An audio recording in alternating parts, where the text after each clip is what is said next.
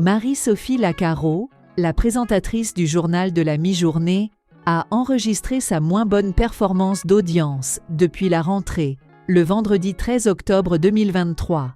Bien qu'elle reste en tête des rendez-vous d'information de la mi-journée, la journaliste de 48 ans a attiré un public moins nombreux lors de l'édition du 13h de TF1, qui a débuté par la couverture de l'attaque au couteau dans un lycée d'Arras. Selon Médiamétrie, un total de 3,88 millions de téléspectateurs ont regardé le résumé de l'actualité présenté par Marie-Sophie Lacaro. Ce chiffre représente 35,8% du public âgé de 4 ans et plus et 28,7% des femmes responsables des achats de moins de 50 ans.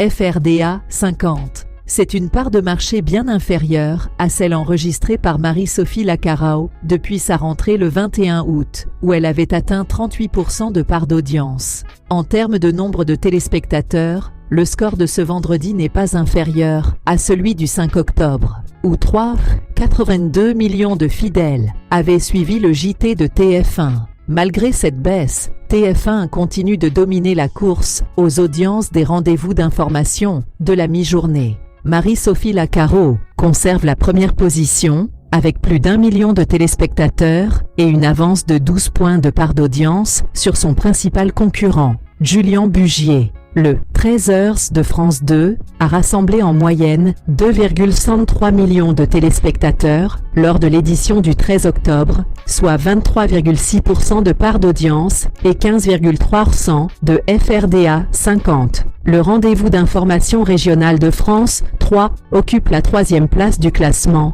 avec une moyenne de 1,27 million de téléspectateurs, équivalent à une part de marché de 13,2% et 4,5% des FRDA 50. M6, avec son rendez-vous à 12h45, se classe 4e dans le classement. La tranche présentée par Nathalie Renoux a attiré 1,11 million de téléspectateurs, selon Médiamétrie, avec une part d'audience de 10% chez les individus âgés de 4 ans et plus, et de 19,2% chez les FRDA 5 ans.